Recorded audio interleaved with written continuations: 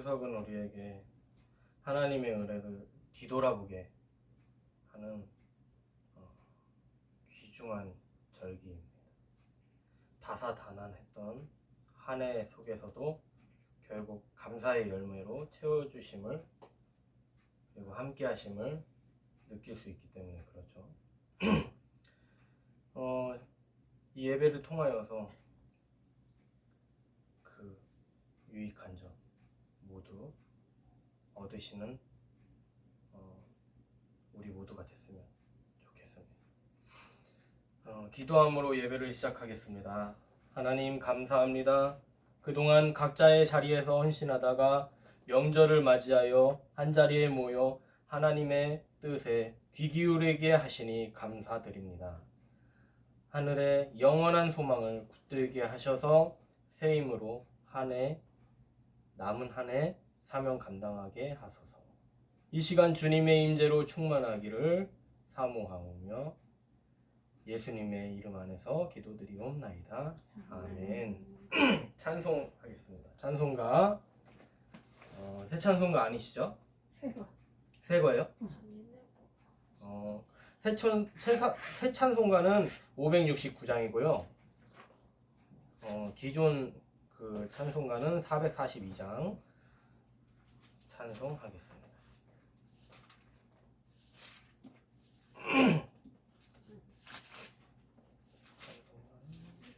한번 다시 읽어주세요. 442장. 새 찬송가는요? 새 찬송가는 569장.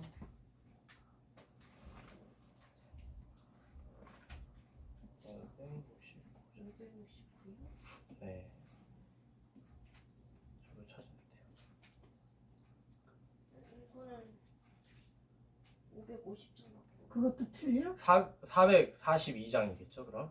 선남목자 되신 줄 맞아요? 네, 맞아요. 네. 왜, 뭔 줄 알았어요?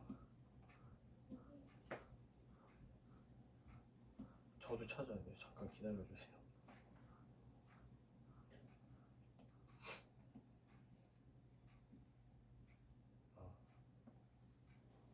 저 문 열어놓을까?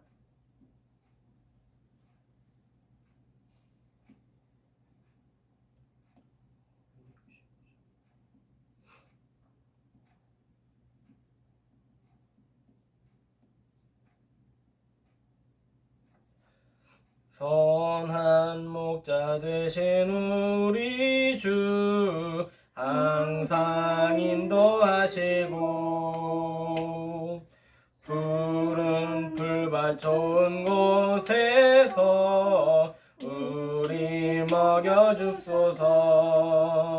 선한 목자 구세주여 항상 인도하소서. 선한 목자 구세주여 항상 인도하소서. 양의 문이 되신 예수여 우리 영접하시고 길을 잃은 양의 무리를 항상 인도하소서. 선한 목자 구세주여 기도 들어주소서. 선한 목자 구세주여 기도 들어주소서.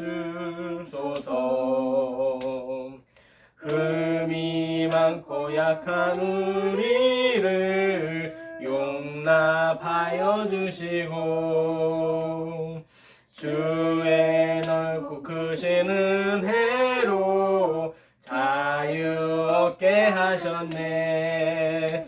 선한 목자 구세주여 지금 나아갑니다. 선한 목자 구세주여 지금 나아갑니다.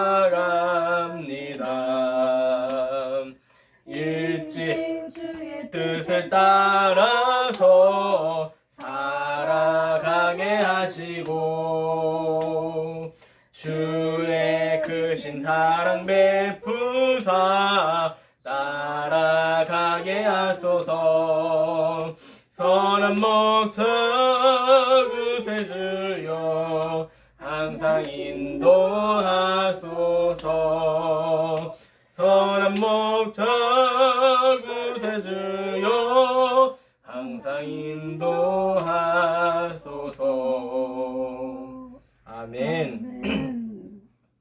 대표 기도 박종혜 집사님 기도하시겠습니다.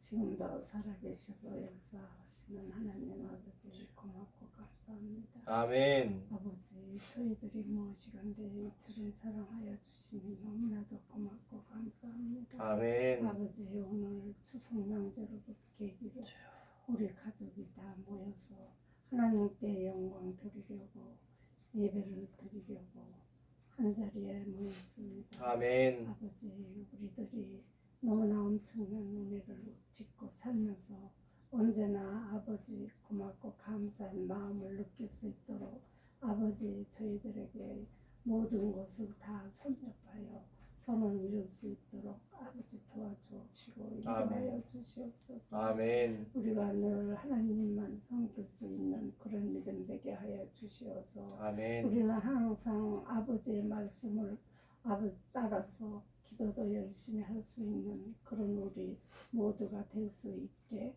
아버지 열심히로 할 교회 생활 기도도 열심히 하고 모든 것을 다 할 수 있도록 아버지 도와주시옵소서. 아멘. 아버지 모든 말씀 주 예수님 이름으로 감사하며 기도하였사옵나이다. 아멘.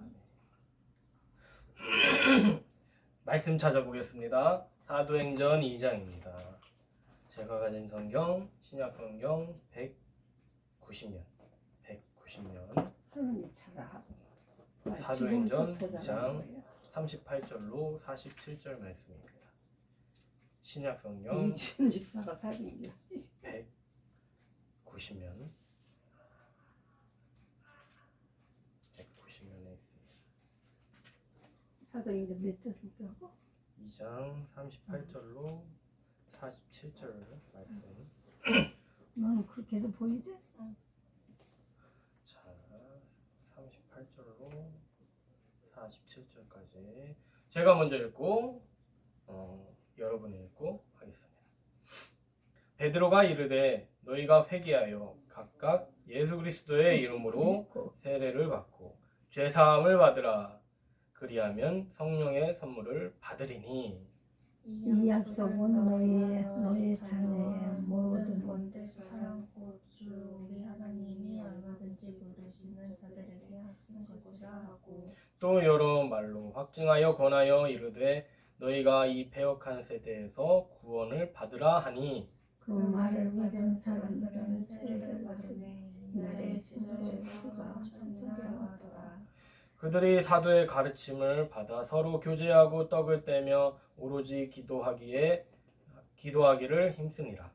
사람마다 두려워하는데 사도들로 말미암아 기사와 표적이 많이 나타나니 믿는 사람이 다 함께 있어 모든 물건을 서로 통용하고 또 재산과 소유를 팔아 각 사람의 필요를 따라 나눠주며 날마다 마음을 같이하여 성전에 모이기를 힘쓰고 집에서 떡을 떼며 기쁨과 순전한 마음으로 음식을 먹고 함께 읽겠습니다. 하나님을 찬미하며 또 온 백성에게 칭송을 받으니 주께서 구원받는 사람을 날마다 더하게 하시니라. 아멘. 오늘 말씀 제목은 우리의 목표는 믿음 성장입니다. 우리의 목표는 믿음 성장이다 라는 제목입니다. 추석을 맞이해서 우리 가족의 믿음이 더 성장하기를 소망합니다. 이것이 인생의 목표가 뻗는다는 예, 뭐 상관없어요. 예. 등 기대셔도 좋을 것 같은데. 그냥 지원이도 그렇게 해도 되고 편하게 들은 은혜의 말씀 편하게 들으면 거예요. 예, 기대세요 그냥. 예, 딱 허리 붙이셔서 기대셔도 괜찮습니다. 기대셔도 돼요 여기. 예, 요따 기대셔도 되고 하여튼 자유롭게.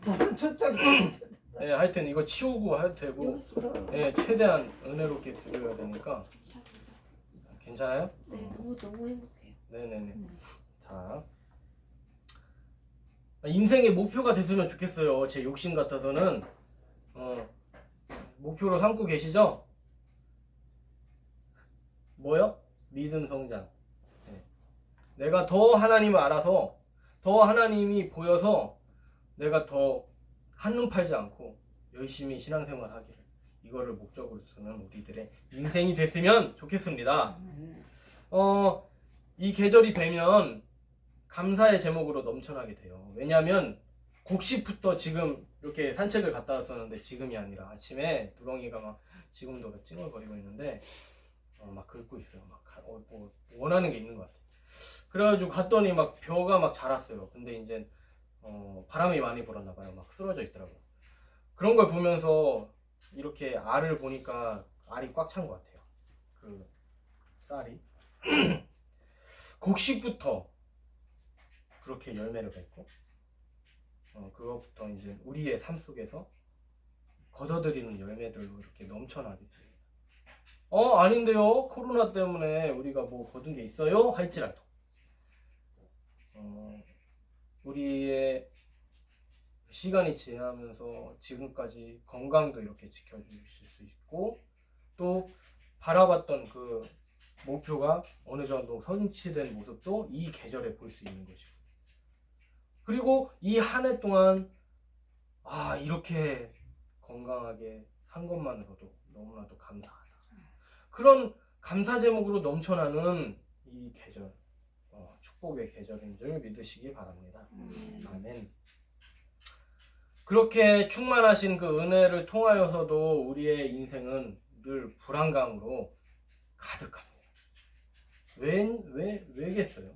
욕심 많은 예, 그럴 수도 있겠지만은 우리는요, 한치 앞을 모르는 존재이기 때문에 그래서 불안해요. 만약에 5분 뒤의 일만 알았어도, 그 하루 동안의 일만 미리 알았어도 걱정이 좀 줄어들 건데, 1분 뒤의 일도 모르잖아요. 10초 뒤의 일도 모르고. 그래서 인스타그램을 이렇게 하다 보면은 뭐 1초 뒤에 뭐 상황이 이해되는 뭐 사진 그런 게 있잖아요. 막 긴박한 상황. 예를 들어서 뭐 위에서 뭐가 떨어지는 그 영상 이렇게 있잖아요. 1초 뒤 뭐 상상이 되는 그런 것처럼 그 1초 뒤를 모르니까 우리가 불안에 떨고 있는 것이에요. 그래서 그렇다면 우리가 평안함 가운데서 어떻게 살 수 있을까? 우리가 어떻게 안심하면서 살 수 있을까? 그 방법은 한 가지입니다. 오늘 말씀에서 이야기하고 있어요. 이 세상을 만드시고 우리 인간들을 구원하시기 위해서 어느 것 하나 아끼지 않으신 그 하나님을 의지하는 것이에요. 세상의 원리는 과학으로 명쾌하게 당신의 존재는 어디서 왔고 이렇게 얘기 못 하잖아요. 그리고 우리의 인생 뒤에 죽음에는 어떤 것이 있는지 대답 못 하나요? 근데 성경은 분명하게 이야기하고 있잖아요. 우리가 어떻게 존재했었는지, 그리고 우리가 죽어서도 어떤 세계가 펼쳐지는지 성경은 명쾌하게 이야기하고 있습니다. 근데 이거 지식적으로 안다고 이것을 막 믿어지고 이것을 막 목표로 삼고 하기가 쉽지 않아요. 그래서 하나님의 그 마음을 봤으면 좋겠습니다. 우리를 만드시고 살리시기 원하신다는데, 그 능력 많으신 그분의 그 손 뻗치는 그 모습이, 그 말씀이, 그 행동이 우리에게 들려진다면 우리가 그걸 외면할 수 있어요? 잡아야죠. 그렇죠? 그 능력 많으신 분, 이렇게 우리에게 은혜 주시기 원하시는, 우리가 그걸 잡아야지 똑똑한 거죠. 됐어요. 이렇게 하면은요. 근데 그 잡는 것도 쉽지 않아요. 잡는 게 뭐예요?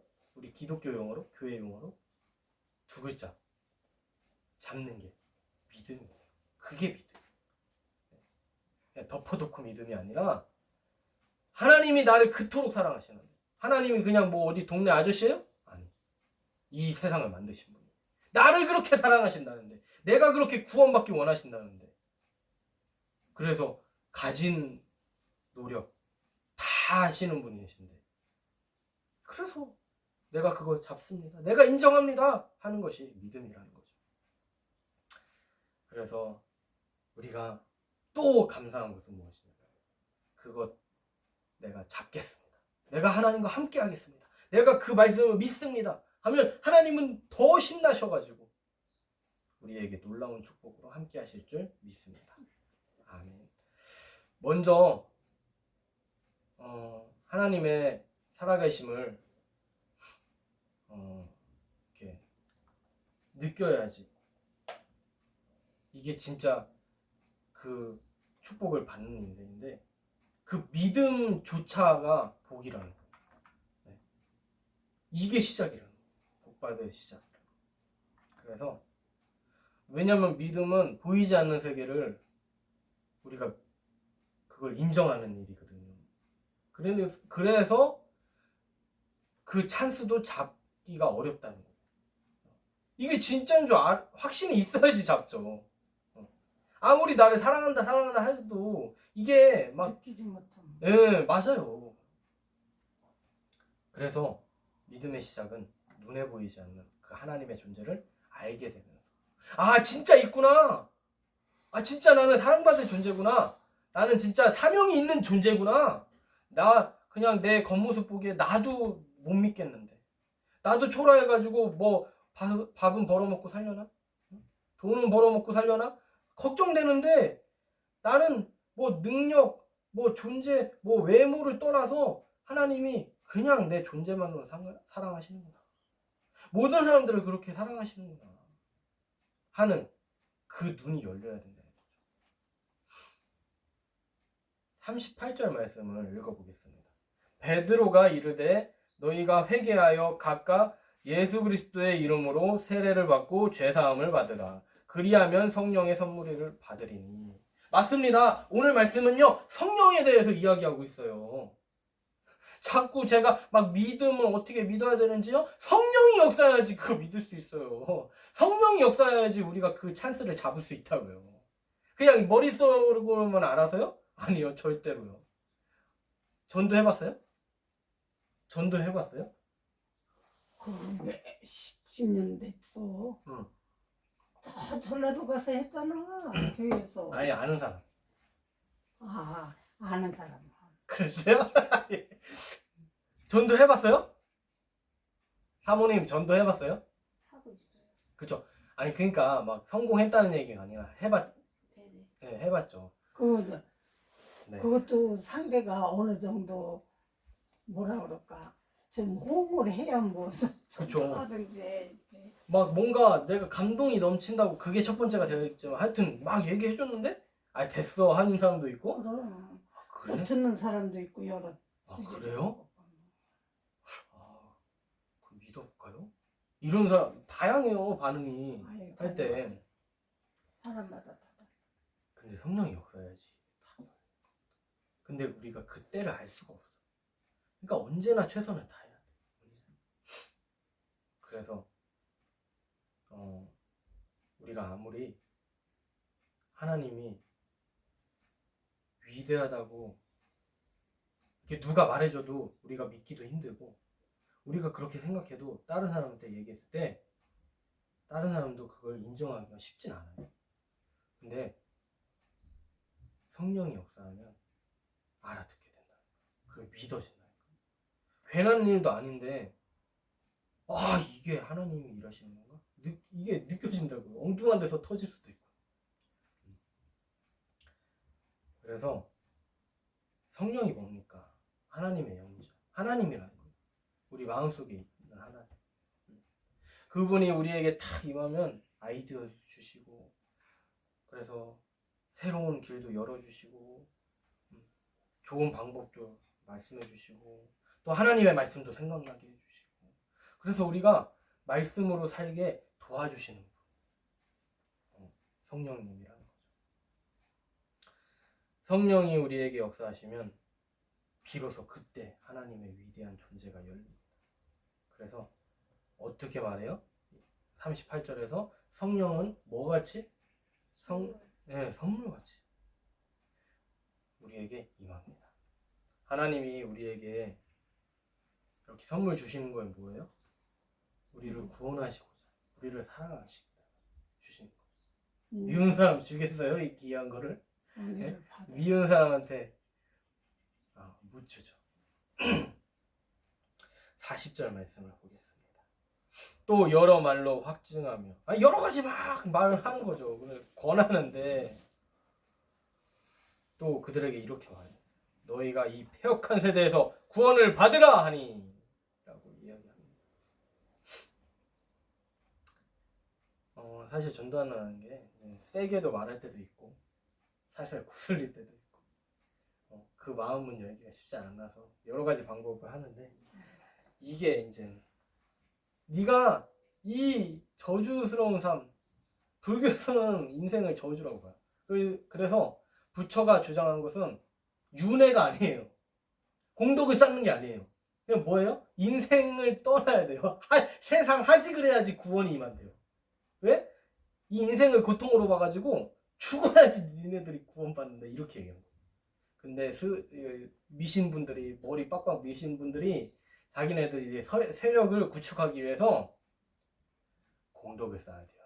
그래야지 다음 생에 부처가 얘기한 거 아니에요. 그러니까 거짓말쟁이인 거죠. 불교 자체가. 그냥 불교는요. 그냥 부처는 이 세상 떠나야지 구원받는다고 생각해요. 야, 그래서 더 복음이 진짜구나. 옆에 사람 오나 봐. 그러니까 더 복음이 진짜구나 느끼게 되는데 하여튼 성령이 역사하시면 그게 누구의 역사야? 하나님 역사잖아요. 하나님이 어떻게 일하시냐?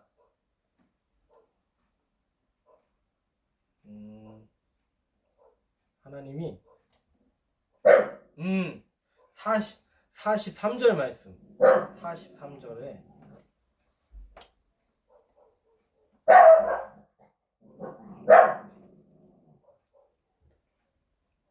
가까이 데리고 오는 게 좋아요. 저렇게 발광을 하면.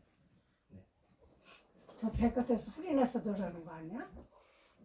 그러니까 이 주인이 옆에 사람들 있어주면 오겠지, 좀 나을 그치? 수도 있어. 저 짧게 잡고요. 앉으면 될 것 같아요. 저가 자꾸 저기 쳐다보잖아. 그 사람 소리. 이 옆에 집이 사람들 오겠지. 자, 그래서 34절 말씀을 읽어볼게요. 사람마다 두려워하는데 왜요? 하나님 계신 거 알게 됐거든요. 성령의 역사로. 그래서 사도들로 말미암아 기사와 표적도 일어나요. 그러니까 기사와 표적들을 보니까 진짜 하나님 계시네. 그리고 또 아까 말했잖아요. 엉뚱한 데서 터질 수도 있다고 했잖아요. 그냥 남들 보기에는 대수롭지 않은 일인데 이 사람은 그때 성령이 역사해서 하나님이 이렇게 일하시는구나. 하여튼 뭐 다른 사람 같은 경우는 뭐 예를 들어서 로또를 맞았어요. 그러면 그냥 운이 좋아서 할 수도 있다고 생각하는데 어떤 사람은 하나님이 나에게 복을 주시는구나. 더 믿음 생활 열심히 이렇게 생각할 수도 있는 거고 로또가 아니어도 예를 들어서 건강 진단을 받았는데 안 좋아. 하나님이 나보고 회개하라는 거. 다른 사람은 건강 안 좋으니까 그냥 약 먹고 막 운동 열심히 하고 이렇게 생각할 수도 있는데 보통적으로 생각할 때는 근데 그날따라 성령이 역사해가지고 내가 기도하고서 더 하나님 집중해야 되는 거야. 그동안 내가 너무 일에만 치여 살았는데 이렇게 여러 가지 현상 많겠죠? 제가 그냥 하나의 예를 든 거지만 네. 그래서 기적은 뭡니까? 표적은 뭐예요? 그거는 오늘 말씀에서는 무슨 기적이냐? 이게 기적이 종류가 있어요. 하나는 짧은 기적, 또 하나는 영원한 기적. 근데 오늘 말씀에서는 영원한 기적에 대해서 이야기하고 있어요. 그냥 일회성 한번 딱 기분 좋게 하고 이게 영원하지 않은 한시적인 이 축복이 아니라, 이 기적이 아니라 영원한 기적에 대해서 우리에게 알려주고 있는데, 그렇다면 그 전에 짧은 기적은 뭐냐 설명을 드리면, 병 고침 받는 거. 그것도 뭐 병 넣고 딱 입 싹 닦는 그런 모습도 많이 있잖아요. 병 낫고, 물론 헌신하는 사람도 많이 있어요. 그렇지만 병 고침 받는 게 막 영원한 기적은 아니에요. 또 병이 낫게 되면 또 마음이 그렇게 완악해져서 신앙생활 설렁설렁 할 수도 있는 거고, 더 열심히 할 수도 있겠지만, 또 돈이 생기는 거, 로또 당첨되고, 이것도요 영원한 기적이 아니에요. 영원한 축복이 아니에요. 사람들의 인기를 얻는 거? 그 가수 같은 경우는 뭐 1위를 했잖아요. 근데 1위 했다고 막 영원히 기뻐요? 아니잖아요.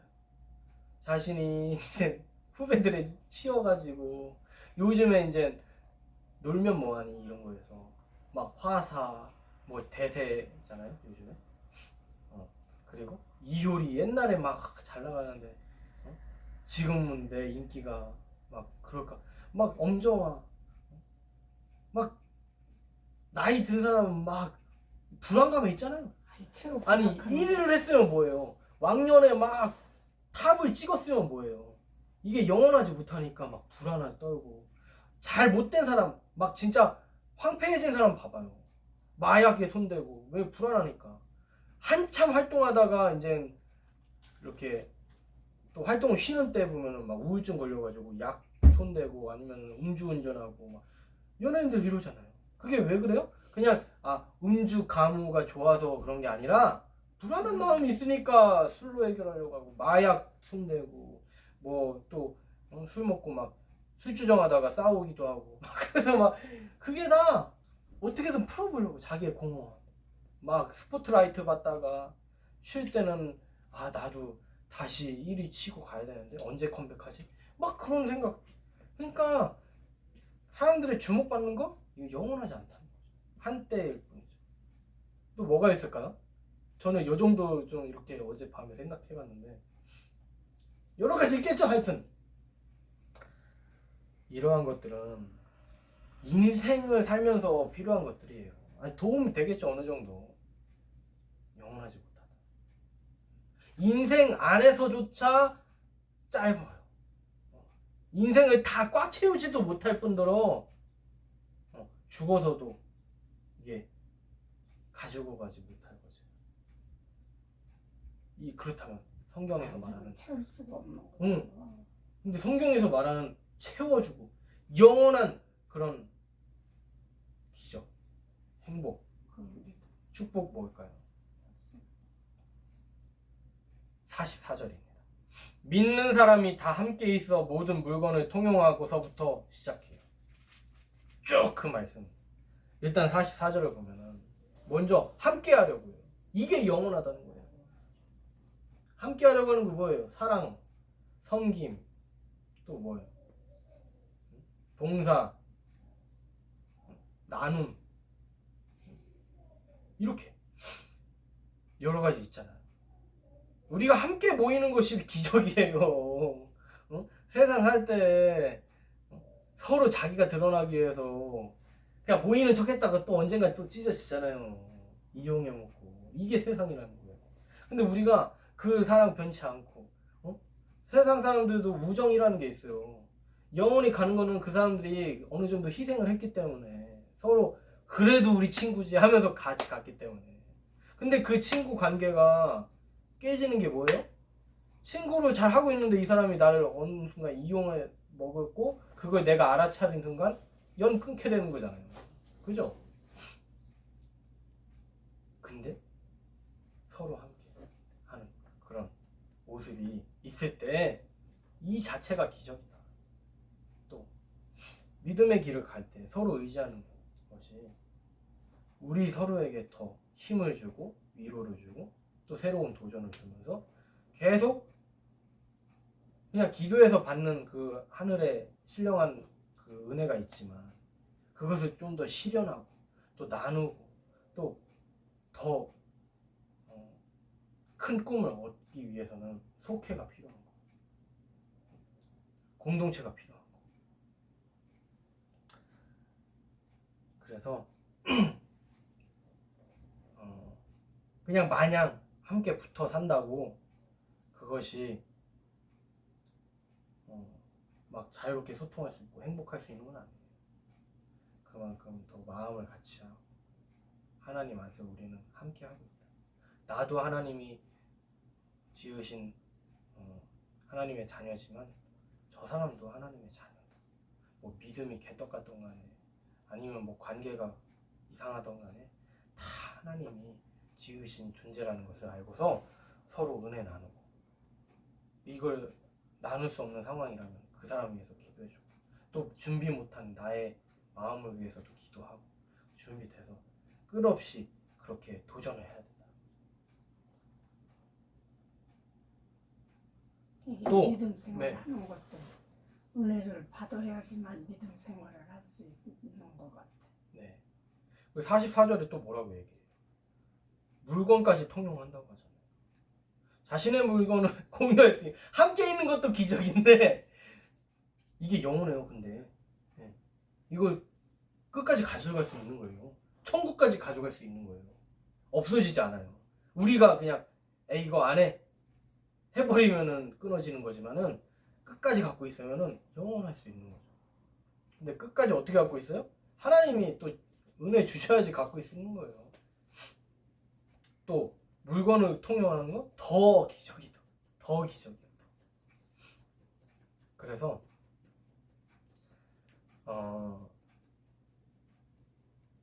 또 45절 말씀을 보면은 재산과 소유를 팔아서 필요한 사람이 있으면 나눠준다고 했어요.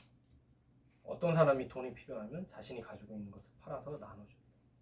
참으로 아름다운 모습이지 않습니까? 근데 왜 공사나 정책이 악한 정책이에요? 왜 죽은 정책이고 왜 우리를 망하게 하는 정책이에요?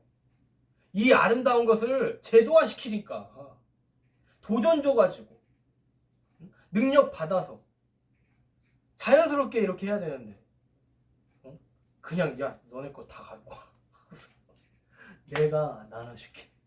그럼 그 사람이 사심이 생겨서 자신 배부르는데 그 물질을 쓰니까 더러운 거예요. 악한 거예요. 어떻게 해야 돼요? 각자가 하나님의 말씀 보고 아 이 사람이 도움이 필요한 것 같아. 그럼 기도하고 물질이 생기고 있으면은 아 이걸 쓰겠어. 이렇게 해서 해야 되는데 이걸 다 걷어들여 가지고 우리 인간은요 하나님 없이는 악한 죄인이기 때문에 이걸 제도화해서 할 수가 없는 거예요. 그래서 선한 일은 강제로 해서는 안 돼요.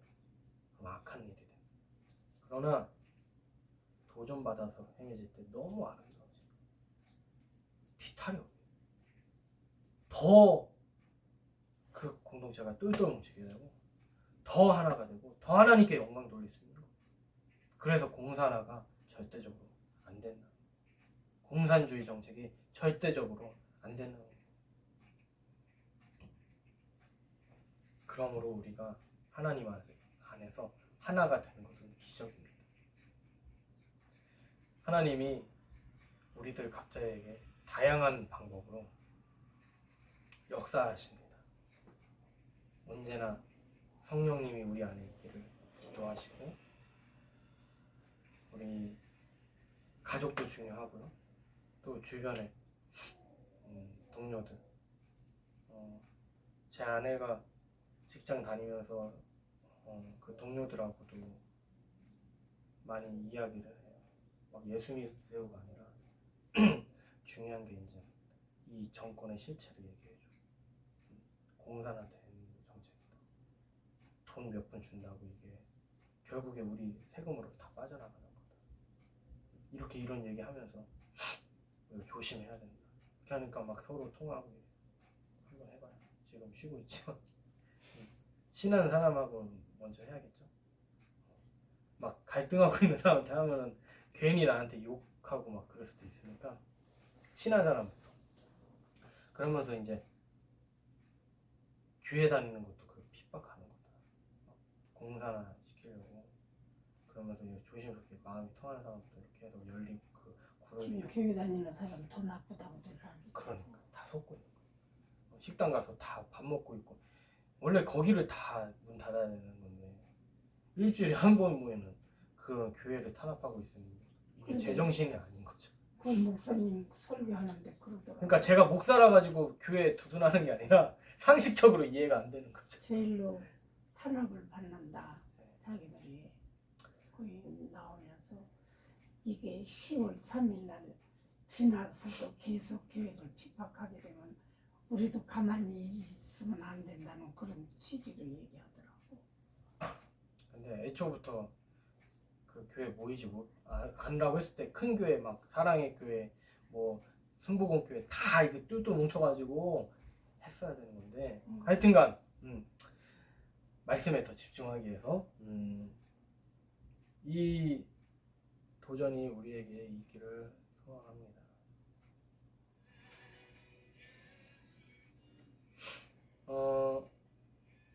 이 말씀을 각자의 자리에 이제 명절이 끝나면 그 도전을 가지고 나왔으면 좋겠어요. 내 힘으로 막 하나님 사랑하려고 하는 게 아니라 먼저 하나님의 그 성령이 내게 임해서 하나님이 내게 힘 주시고 또 비전도 주시고 우리의 모든 것을 함께 해주셔서 우리가 또 전도도 하게 해주시고 일단 내가 하나님의 은혜를 경험해야지 내가 전할 수 있잖아요. 그게 먼저고 두 번째는 이렇게 전도할 수 있는 넘치는 그 은혜로. 그래서 우리가 함께 모여있는 이때 하나님의 거룩한 영 성령이 우리 가운데 충만히 역사하시기를 이 시간 기도하겠습니다. 각자 기도하는 거예요. 사랑의 하나님, 이 시간 성령님이 우리 인생 가운데 우리 삶 가운데 임하시기 원합니다. 우리가 우리의 혈기대로 하는 것이 아니라 우리 욕심 때문에 하는 것이 아니라 하나님이 주시는 그 뜻을 먼저 받기 원합니다. 그 주님 앞에서 겸손한 모습으로 이렇게 말씀 앞에 서서 주시는 그 도전 그리고 말씀 은혜들을 충만히 받아서 하나님이 주시는 열어주시는 그 방법 그대로 우리가 실천하고 우리가 순종하고 섬기고 나아갈 때 아름다운 공동체 아름다운 인생이 될 줄 믿습니다. 사명감 가지는 인생이 될 줄 믿습니다. 언제나 우리의 힘이 되시고 능력이 되어주셔서 우리가 처한 상황 힘든 상황이지만 부담스러운 상황이지만 하나님 우리와 함께하여 주시옵소서. 주님이 우리와 함께하여 주실 줄 믿습니다. 그 말씀을 믿으며 우리를 구원하신 예수 그리스도의 이름 안에서 기도드리옵나이다. 아멘.